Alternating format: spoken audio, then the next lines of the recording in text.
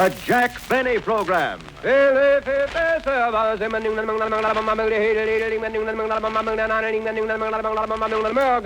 For your own real deep-down smoking enjoyment, remember... LSMFT. Lucky Strike means fine tobacco.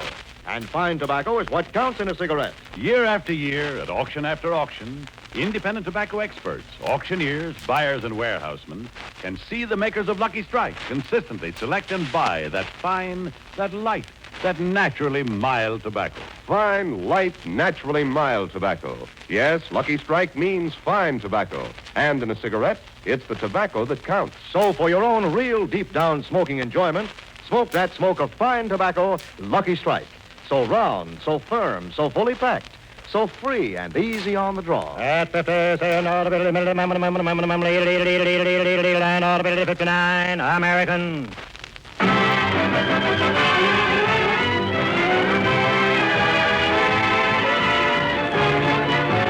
The Lucky Strike program starring Jack Benny with Mary Livingston, Phil Harris, Rochester, Dennis Day, and yours truly, Don Wilson.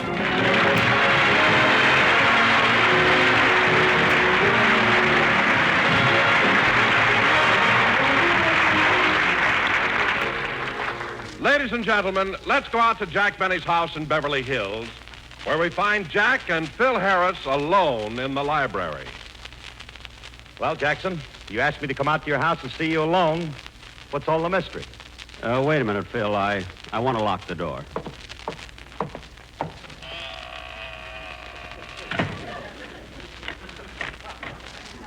Okay, Jackson, what is it? Just a second, Phil. I want to shut the window.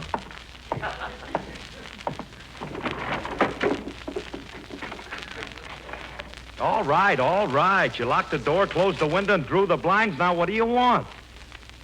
Phil, something's got to be done about your orchestra.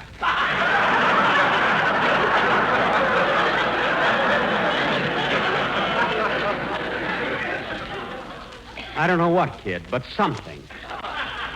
Are you kidding? No, Phil. Look, I'll admit, when we're doing radio shows, I joke about your music. But now we're in my home, just the two of us. Believe me, I'm serious.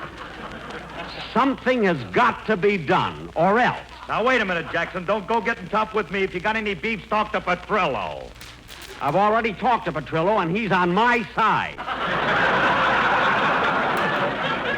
Believe me. On your side? How do you like that? You miss your dues 1 week, and the mother hen starts kicking you out of the nest. Look, Phil, after 10 years, I don't mind your band. I'm used to it. But listen to these letters I've been getting. Listen to this one. Dear Mr. Benny, I am a poultry farmer. I read in a magazine that music helps the hens lay more eggs. So I put a radio in the hen house. 2 weeks ago, I tuned in your program. The hens heard Phil Harris's orchestra. Now they are laying more eggs than ever, but the yolks are green.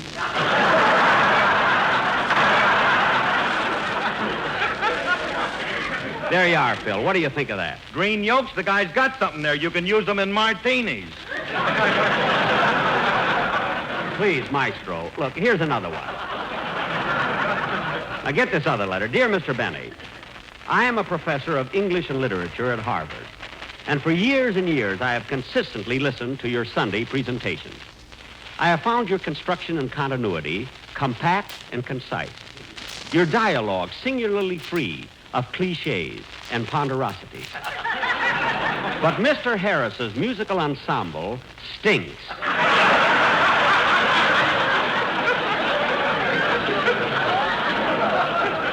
And Phil, this proves he's a high-class professor. He spells stinks with a Y.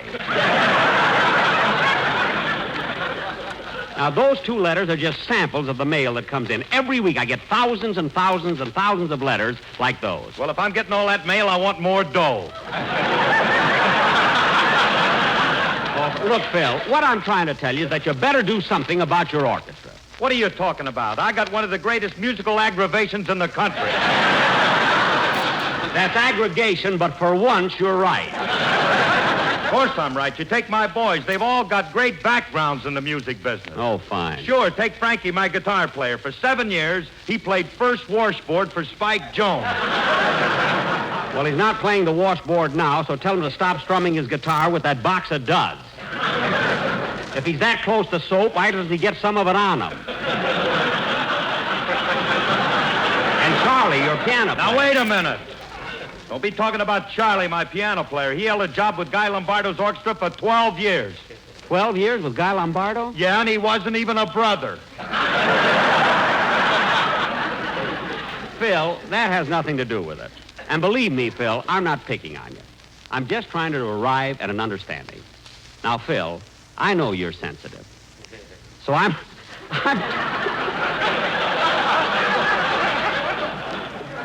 talking to you not as an employer, but as your friend. Now, let's try to... Phil, stop chewing on that ham hock and listen to me. Please. I'm sorry, Jackson. I just happened to have one in my pocket. All right, but Phil, I hope we understand each other now. Okay, Jackson. Look, I got to run along. Do you mind if I go? No, go ahead. Phil, I said you can go. What are you waiting for? Well, open the door, Richard. Oh, yes. So long, Jackson. Hello, Phil. Oh, hiya, Livy.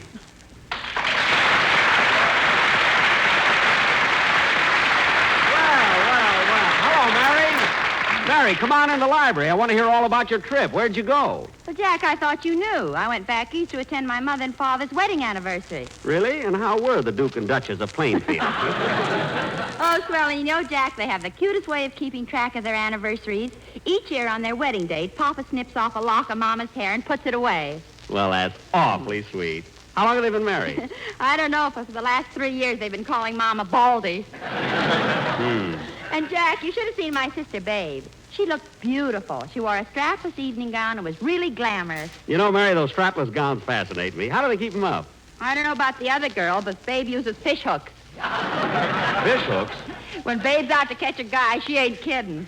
Well, how does she do? Oh, she's got a nice boyfriend now. He's a credit dentist.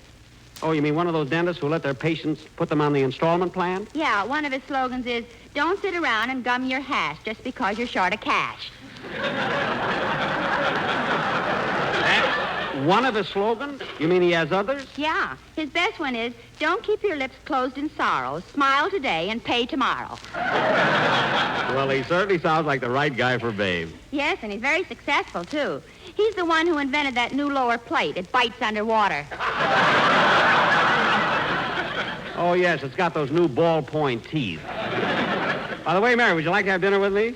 Oh, I can't, Jack. Dennis is coming by to pick me up in a few minutes. He's taking me to a movie. Oh. How come you're going out with Dennis tonight? Well, he called me up in Plainfield for the date. And... Dennis phoned you in Plainfield? Long distance? Yes, long distance. Well, of course he has 2 shows. You know, Mary, Hello, Mr. Benny, Mary. Oh, hello, kid. We were just talking about you. I'm ready to go, Dennis. Say, Mr. Benny, ask me what picture we're going to see.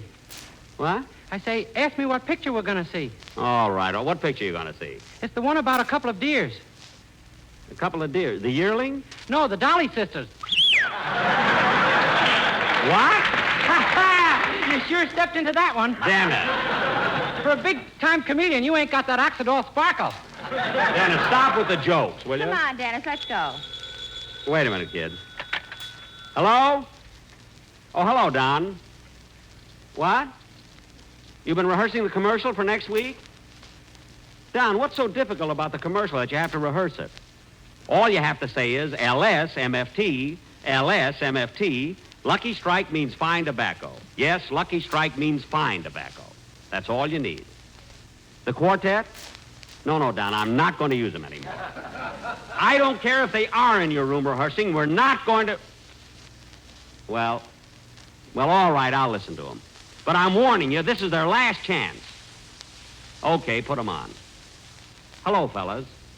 Now cut that out. Just sing your commercial. Go ahead. It's not bad at all. LSMFT, I love you. Da-da-dee-da-da-da-dee. Say, that sounds beautiful. Da-da-dee-da-dee-da. Fellas, hold it. Hold it. You started out so beautifully. Look, fellas, that isn't what I want. Wait a minute. Put down back on. That's not what I... Hold it a minute, fellas. Put down back... Fellas. Wait a minute. Wait a minute.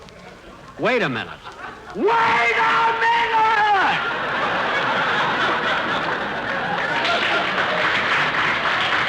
That won't do, fellas, and tell Don I'll talk to him when I see him. Goodbye.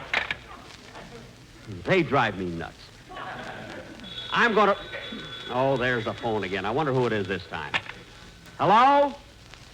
Yes, this is Jack Benny. What? Well, I suppose I could, but of course I'll have to make some arrangements about my picture and radio commitments.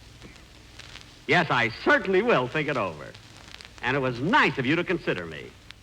Thanks. Thanks very much. Goodbye. What was that, Jack? They want me to be governor of Georgia.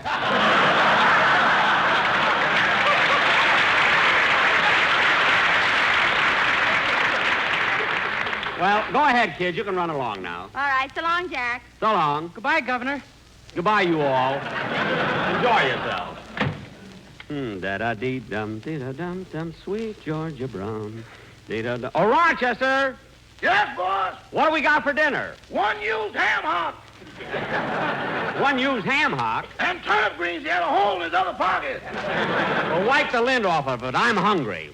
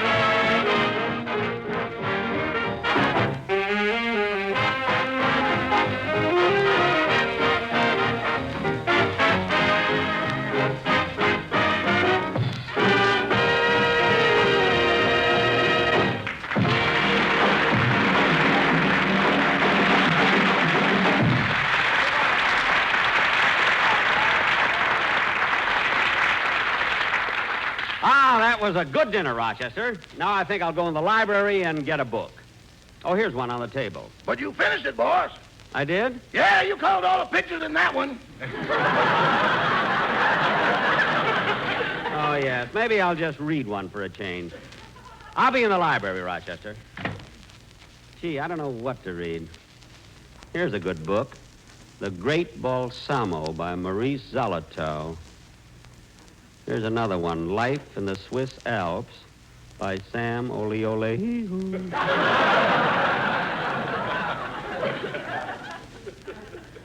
Here's another one, The Rover Boys on Mulholland Drive. Say, they're growing up. Here's one, I Stand Condemned by Maximilian Q. Langley. I Stand Condemned. I think I read that about a year ago.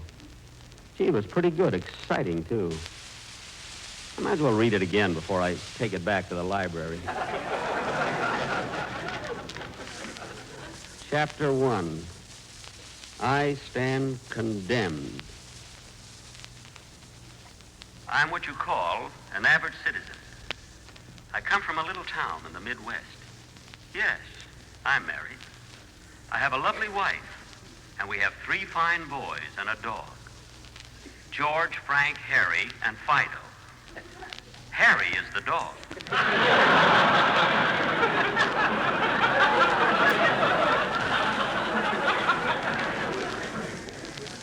My life, as the lives of most men, followed a course pointed out by the fickle finger of fate. Most stories start at the beginning, but my story begins at the end.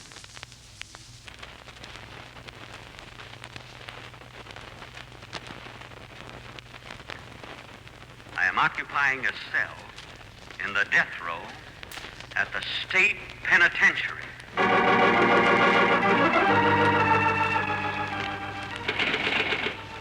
I'm innocent. I'm innocent, I tell you. Let me out of here. Oh, Warden. Warden. Yeah. Warden, you gotta let me out of here. I'm innocent, do you hear? Innocent. And in a few minutes, they're gonna execute me. What time do I go to the chair? 5:30. Good. Then I won't have to listen to Fred Allen. No, what am I saying? Warden, I tell you, it wasn't my fault. I don't want to go to the electric chair. Now, calm down. Our barber's a little rushed today, so I'll shave your head myself. But, Warden... Sit still. I'll start with the scissors. Take it easy around the sideburns, please. Yes, sir. Manicure? No, thank you. Wait a minute, let me out of here. I don't want to go to the electric chair. I won't leave this room. I can't walk that last mile. Oh, you won't have to. We'll bring the electric chair in here. What? We have a long cord, you know. But, Warden, can't you hang me? I'm afraid of the chair. How will they know when I'm dead? We have one of those new electric chairs. You pop up when you're done.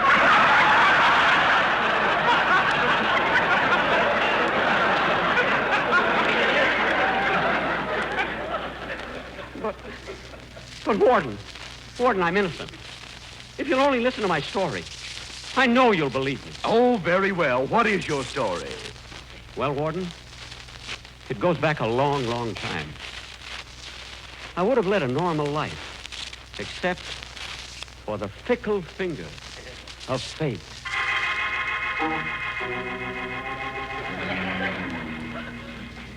The warden listened to my story. I told him how I met the man who was responsible for my undoing. I had just left my office and was going home to my 3 wonderful children, Manny, Mo, and Jack. We had Manny and Jack and felt that we should have one Mo.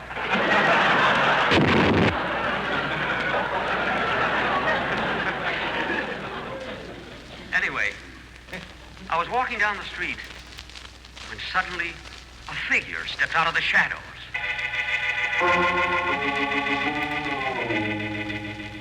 He was a tall man with a sort of a square face. He reminded me somewhat of Boris Karloff. But his voice was so pleasant when he tapped me on the shoulder and said, Pardon me, please, but may I trouble you for a match?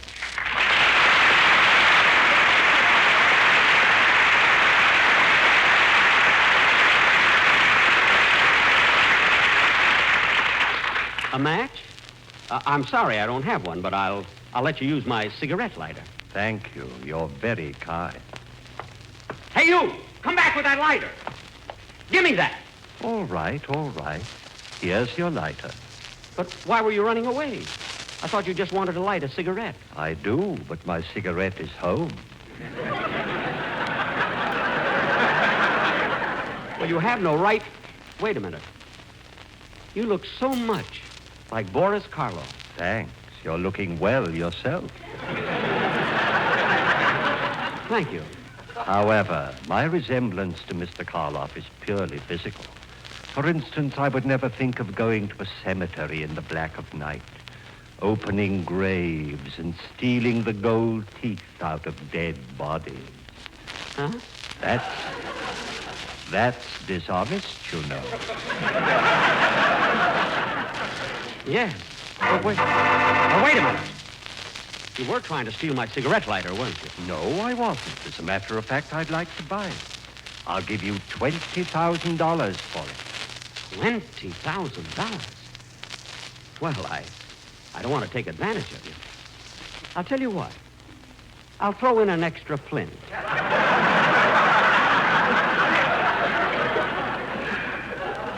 Just as I said, you're very kind. Here is the money.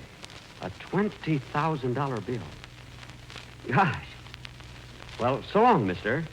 I hope you enjoy the lighter. Just a moment, please. I also admire your necktie. My necktie! I know it sounds fantastic, but he bought my tie for $17,000. And then he bought my shirt and my shoes and my suit. As I gave him my last stitch of clothing, this mysterious stranger handed me $194,000 and 2 balloons.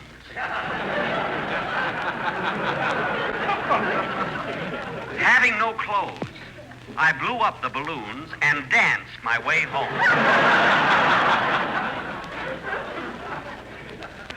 The next day, I met the same mysterious man for a second time. Again, he gave me fabulous prices for my clothes. And again, I danced my way home. On the third day, the same thing happened. I was not only getting richer, but I was dancing better.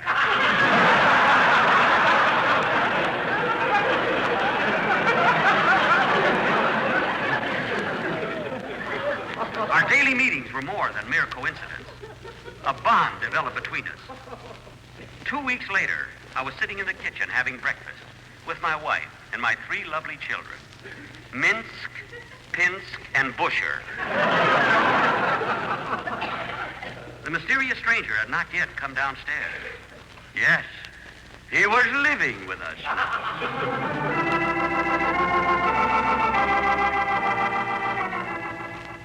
Come on, children, finish your breakfast. That's right, children. Eat your food. But, Daddy, can't we have milk like we used to? I'm tired of champagne on my grape nuts. No, you can't have milk. It costs practically nothing. Where's Junior? Oh, he's out in the backyard feeding $20 bills to the cows. Feeding our money to the cows? That's ridiculous. No, it isn't, Pa. We haven't any more bags to keep it in. Anyway, he's been out there long enough. I'll call him. Junior!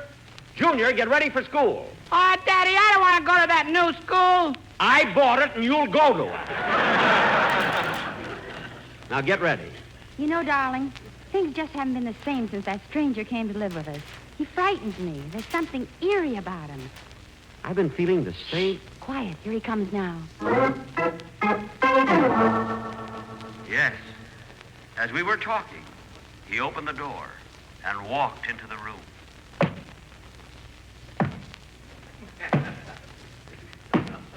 He was wearing sneakers. As I rose from the table, he said, Good morning, everybody. Good morning. Did you sleep well? Yes, I did. Nah. Sit down. Thank you. I'm sorry I'm late for breakfast, but I overslept. I was out at a party last night. A party? Well, how do you feel this morning? Oh, well, have some tomato juice. Yes, I'll get you some. You know, I envy you two. A beautiful home, lovely children. Haven't you any children? No, I married a smudge pot. You married a smudge pot? Oh, then you haven't any children. No, but we're lousy with oranges. Oh. By the way, I don't feel I should live here any longer without paying you rent.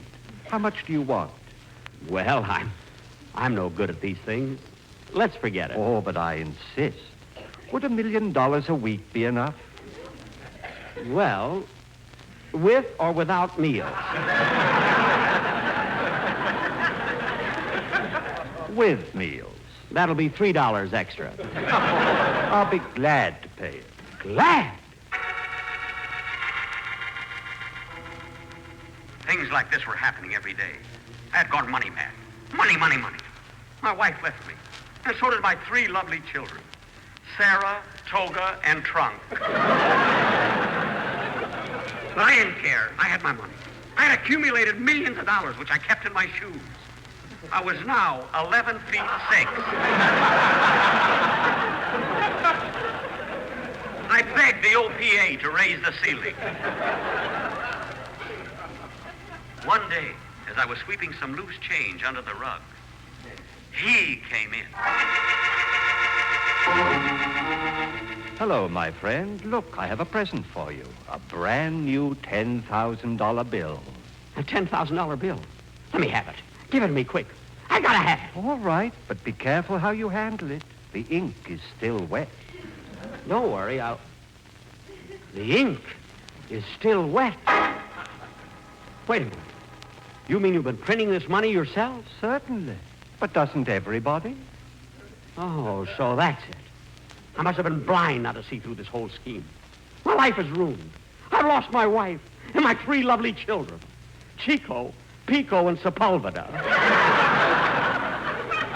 I thought I was rich, but I haven't got a tie or a shirt or a suit. All I got is money, money, money. And all counterfeit. You've even got my cigarette lighter. And I, like a fool, threw in an extra flip. Yes, you are a fool. Do you think I'd really pay you $17,000 for a necktie? $22,000 for your button shoes? Now, wait a minute. Yes, you are a fool. Do you think I'd give you $500 for a dinner when I can get the same thing at Ciro's for $400? Ciro! Of course that money was counterfeit. And those balloons you gave me weren't any good either. They broke on the Sunset bus and embarrassed me. And so all this time, you've been nothing but a counterfeiter. Well, what's the difference? We can still do business. I can print the money and you can get rid of it for me. Never, never, never. I'll kill you first. That's what I'm going to do. I'm going to kill you. Oh, get your hands off my throat. Take them away. Take them away. Don't kill me. I'll give you back your clothes. Big clothes, what good are they now? You had the pants lengthened and the coat let up. You even lost the string out of my pajamas. Didn't you? Please stop choking me. Stop choking me. Oh, why must I always die in the end? There.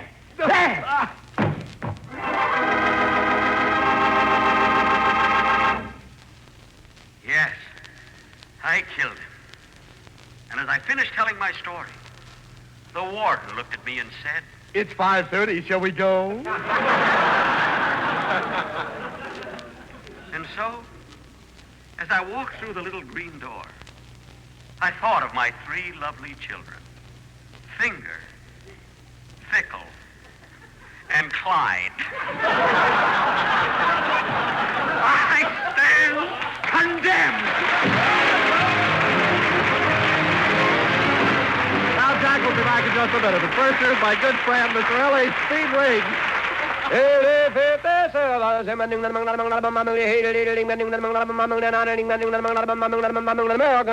No doubt about it. In a cigarette, it's the tobacco that counts. And year in, year out, consistently, Lucky Strike means fine tobacco. Here's a tip from a man with a lifetime of tobacco experience. Mr. James Monroe Ball of Winston-Salem, North Carolina, an independent tobacco auctioneer for the past 31 years. Mr. Ball said, I speak as an eyewitness when I say that season after season, I've seen the makers of Lucky Strike buy fine, ripe, mellow leaf. That good kind of tobacco that makes a swell smoke. I've smoked Lucky's myself for 29 years. Remember, at auction after auction, independent tobacco experts like Mr. Ball can see the makers of Lucky Strike consistently select and buy that fine, that light, that naturally mild tobacco. Fine, light, naturally mild tobacco. Real Lucky Strike tobacco, yes? LSMFT. Lucky Strike means fine tobacco. And this fine Lucky Strike tobacco means real deep-down smoking enjoyment for you. So smoke that smoke of fine tobacco, Lucky Strike. So round, so firm, so fully packed, so free and easy on the draw. I want to thank Boris Karloff for appearing here tonight, and he can currently be seen in his latest RKO picture, Bedlam. Oh, say, Jack. Yes, Don? I understand you're going to be on Kenny Baker's program in the morning. Yes, I am, Don. Will you pick me up for rehearsal? Yes, Jack. Rehearsal is at 7:30 a.m. Oh. Well, don't bother. I'll go right over there from here. Good night, folks. This